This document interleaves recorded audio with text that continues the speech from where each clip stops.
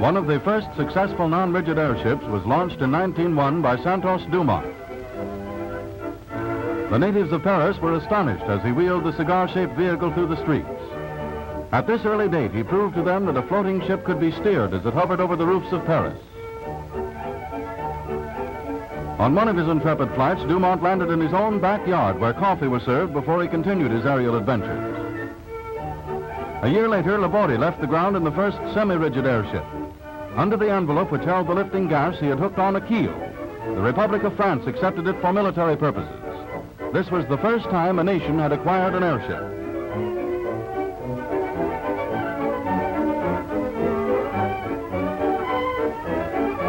Meanwhile, Count Zeppelin started building completely rigid airships for Germany in the early 1900s. The Zeppelin line achieved a remarkable record. Up to the war, it transported 34,000 passengers without a single accident. The good citizens of Pittsfield, Massachusetts were fascinated by the appearance of a free balloon. They were still using horse cars and bicycles when this gas-filled bag left the ground.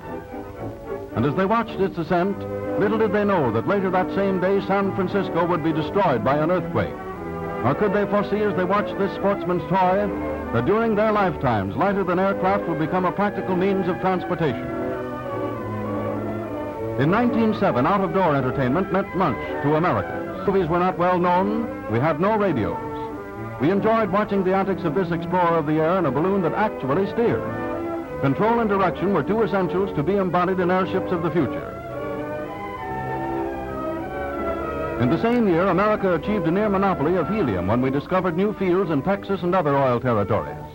Hardly any other development has meant so much to lighter-than-air transportation. The C-7 was the first blimp to take advantage of this inert gas, which eliminates the fire hazard in lighter-than-air craft. The availability of helium was one of the incentives to the Army Air Corps. They developed the RS-1, the largest American semi-rigid airship. The gas envelope is spread over the floor in the airship dock before it is inflated with helium gas. While the envelope is lifted by the gas, it is tied down by netting until it reaches its final shape so that the keel can be attached to it.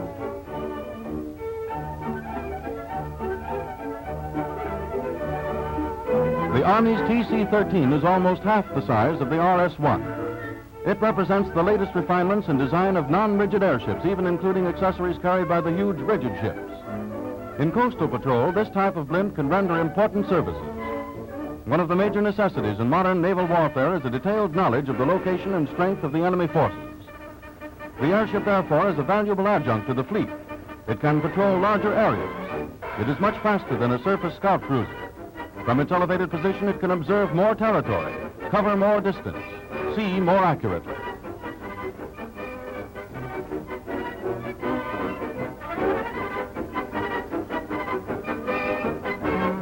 The use of gliders as trailers on airships presents an interesting possibility. By way of experiment, 4 planes without engines are towed by an airship. It is possible to release the gliders at will by means of releasing hooks. The Army has considered the use of glider trains for the delivery of mail to cities located along a planned route. Many military airships, including the rigids, have been equipped with a sub-cloud car.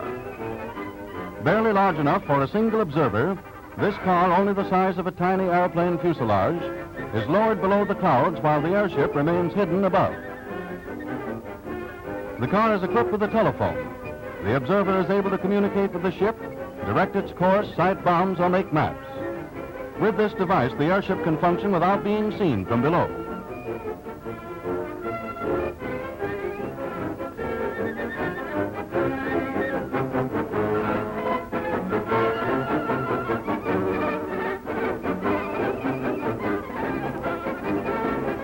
Because of the ability of the airship to reduce its speed and even to hover over a given spot, it is well suited for the pickup and delivery of goods. It can do this without landing. A demonstration in proof of this was staged over New York City.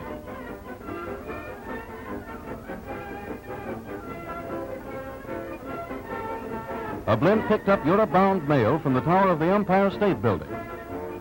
The ship for which the mail was intended had already set sail.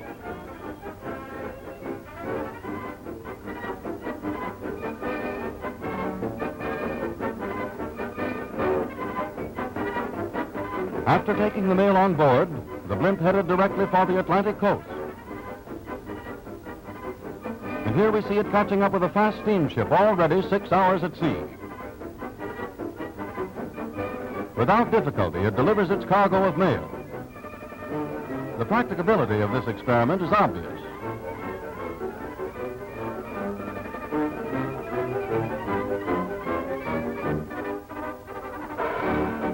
The airship can take off and land almost vertically under the lift of its gas. It does not necessarily depend on a smooth landing surface. 2 aviators were forced down in the treacherous Everglades of Florida. A blimp came to the rescue, made a safe landing in the swamp without a landing crew, and returned the flyers to safety.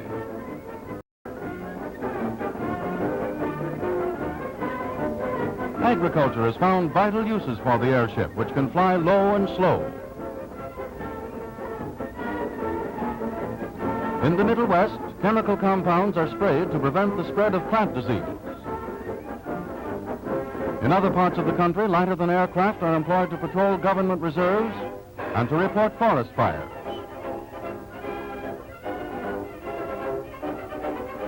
Although the balloon is the oldest form of aerial transportation, it still has important scientific uses. Lieutenant Commander Settle's ascents into the stratosphere established new altitude records of approximately 15,000 feet greater than that of the airplane. In aerial exploration, lighter-than aircraft have the ability to reach greater heights. They can also safely traverse long distances without refueling. Under the command of able naval officers like Rosendahl, the Los Angeles served long and well. Convoying the rigid Los Angeles are non-rigid blimps. In the rigid type, you get the full power of lighter-than aircraft. Instead of one gas bag used in the non-rigid ship, the lifting gas of the rigid ship is contained in separate compartments. Damage to one cell and the consequent loss of gas is therefore not a problem with a rigid airship, whose comparative size is impressive in this air parade.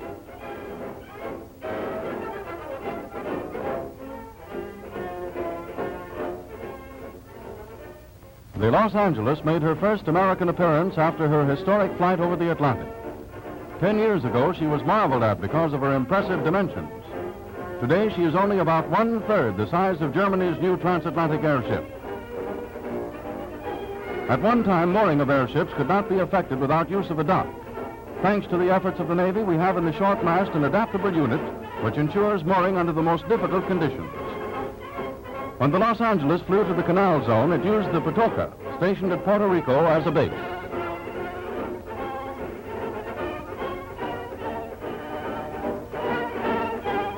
Huge rings made of light alloys of high tensile strength give the airship structure inner stiffness. They are constructed in horizontal position near the floor. This diagram shows first auxiliary erection frames which lift the rings into position. In the case of the Macon, these rings are as high as a 14-story building. While the erection gear is holding the rings in final position, the connecting girders made of the same light but powerful alloys are inserted from movable platforms.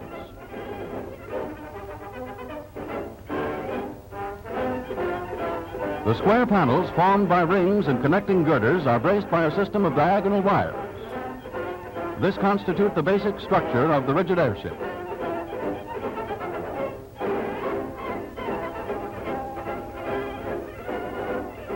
In 1931, construction of the Macon started in Akron, Ohio. It was a vast undertaking. All the knowledge of decades of accumulated experience were transformed in her design. She was the product of years of research and the result of great engineering genius. The American Navy and the aircraft industry joined forces in this impressive undertaking. To build the Macon-type ship, a gigantic dock was constructed. The floor area is 8 acres, big enough to cover a complete farm. The Macon was a large-scale venture, but its bigness is not without reason. In aeronautics, cruising range is dependent on gas content or lifting ability. And until the recent completion of the new German transatlantic airliner, the Macon had the largest gas content of any ship.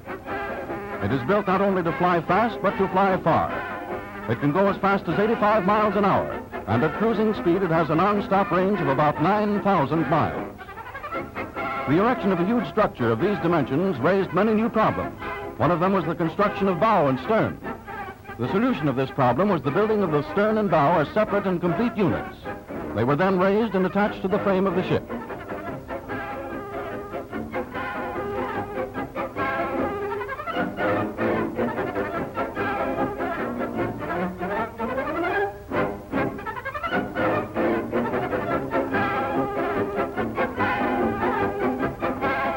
For the first time in airship construction, the fin, actually as big as a house and lot, was fully erected and completed on the floor, then hoisted into position. The Macon was launched in the spring of 1933, and after exhaustive tests accepted by the Navy later that year. She has a top speed of 85 miles an hour, and at cruising speed a non-stop range of about 9,000 miles. The same care that went into her construction was exercised in the selection of her personnel. A crew, complete as that of a seagoing dreadnought, was assigned to man her. The captain is in supreme charge of ships like the Macon. He remains in the bridge or control car while the ship is in flight.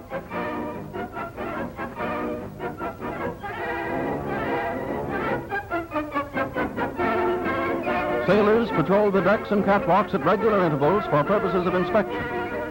Special officers in charge of navigation, radio, and meteorology are on duty on the bridge under supervision of the captain or the executive officer. In the galley, meals are prepared for 100 officers and men. The Macon is complete in every detail, even to comfortable eating and living quarters for its personnel.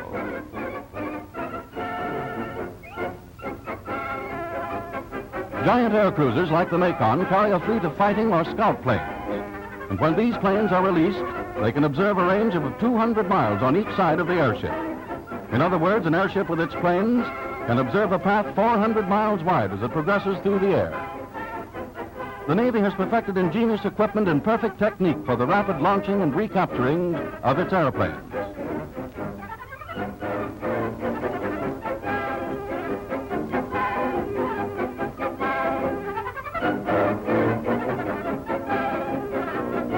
In the development of mooring equipment, the Navy made use of an important mechanical principle for the connection proper.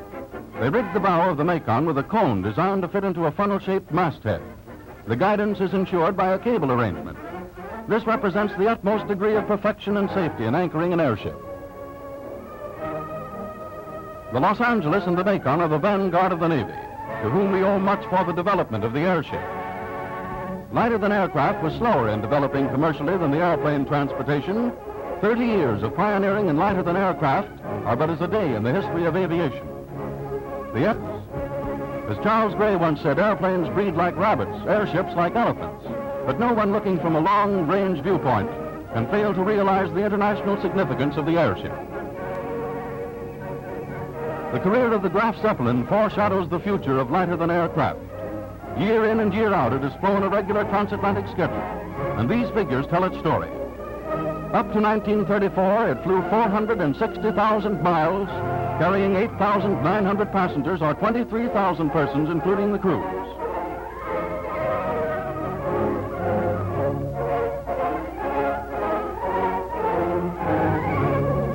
Paralleling this record, blimps in the Goodyear fleet have flown 1.5 million miles, carrying 133,000 passengers without injury. The Graf Zeppelin and other airships are not in competition with airplanes. Each have their useful function. The airplane is a higher speed flying craft, adapted to frequent shorter trips carrying smaller cargo. The airship is slower, carrying larger loads on longer routes in less frequent intervals. The Graf arrived in Lakehurst from Germany, and from there started on its return journey as the first leg of a world flight. It carried passengers, express, and mail. The docking of the airship is a spectacular sight. Let us watch it.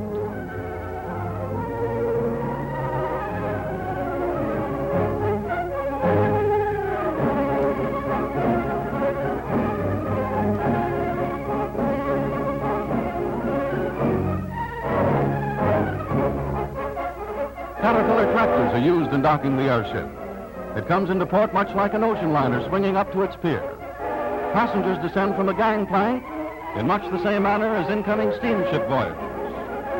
Under Dr. Eckner's command, the Graf circled the globe in 1929. Since then, it has crossed the Atlantic on the South American run with timetable regularity. The Graf Zeppelin makes more than 10 round trips between Germany and Brazil every year, with a complete absence of ballyhoo and a business-like succession of arrivals and departures. The schedules, prepared months in advance, are carried out like clockwork.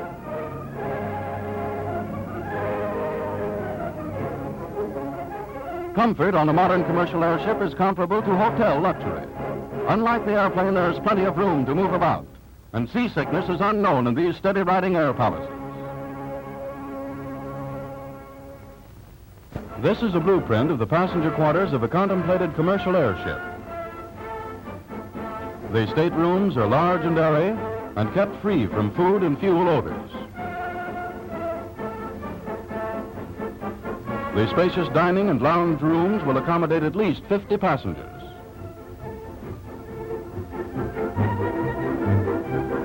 The promenade deck is wide enough for deck chairs, and because helium gas is not inflammable, smoking will be permitted in the club and observation rooms.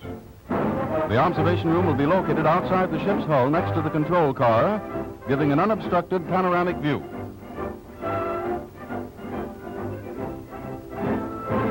The 1929 round-the-world trip of the Graf Zeppelin consumed 21 days. From Lakehurst, the ship flew across the Atlantic to Germany in 2 days and 7 hours. Flying over Europe and Asia for 4 days and 6 hours, Tokyo was reached as the second stopover.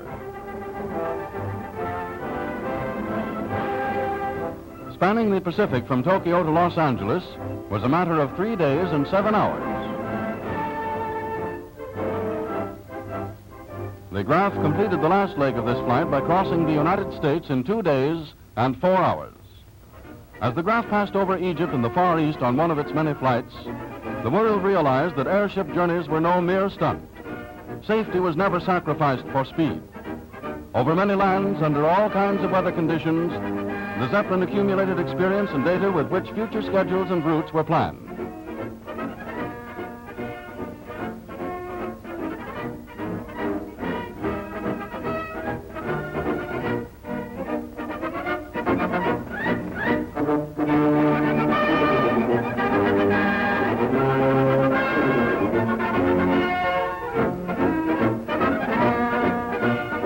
The Graf is no stranger to America.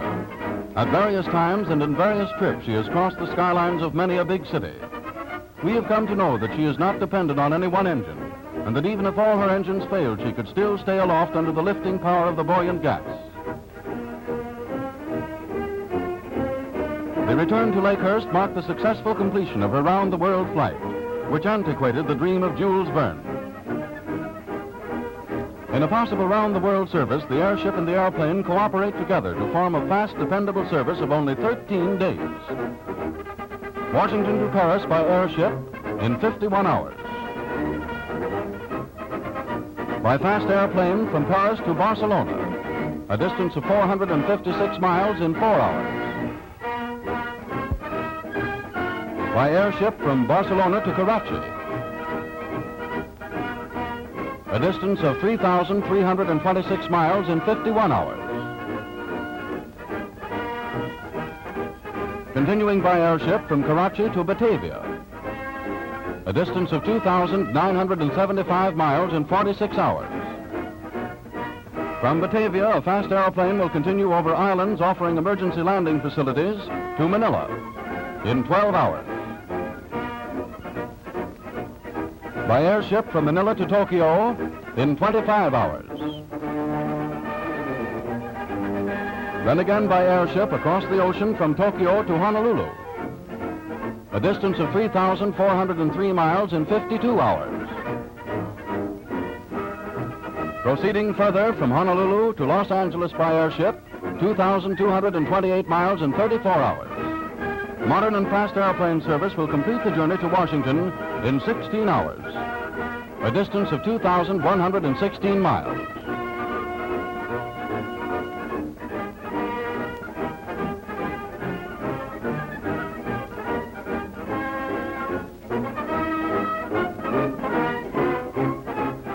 airships and airplanes have separate and distinct uses. Non-stop flying or operating range of a flying boat as being equal to 3,000 units, which may be 3,000 miles. The corresponding range of an airship would be 13,000 units.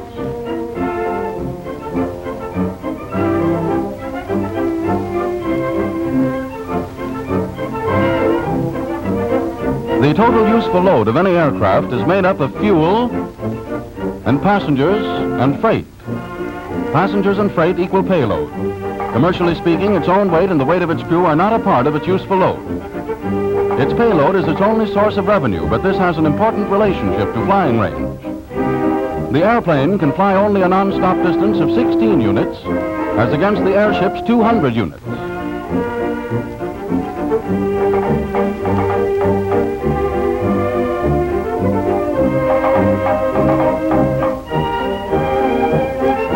Now, assuming that the maximum non-stop distance of a flying boat is 2,500 miles, the amount of fuel required to make the flight is so great as to take up most of its capacity.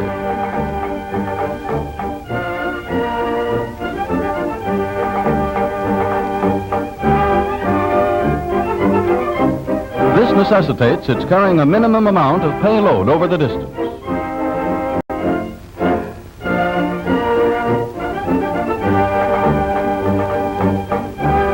These graphs show that even at 6,000 miles, the airship can still carry a substantial payload.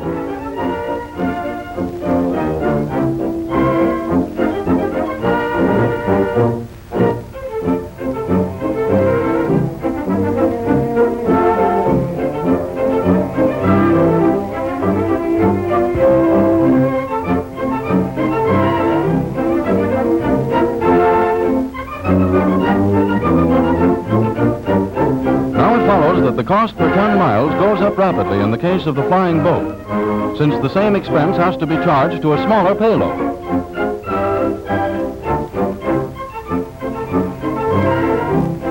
The airship cost, analyzed in the same way, is much lower.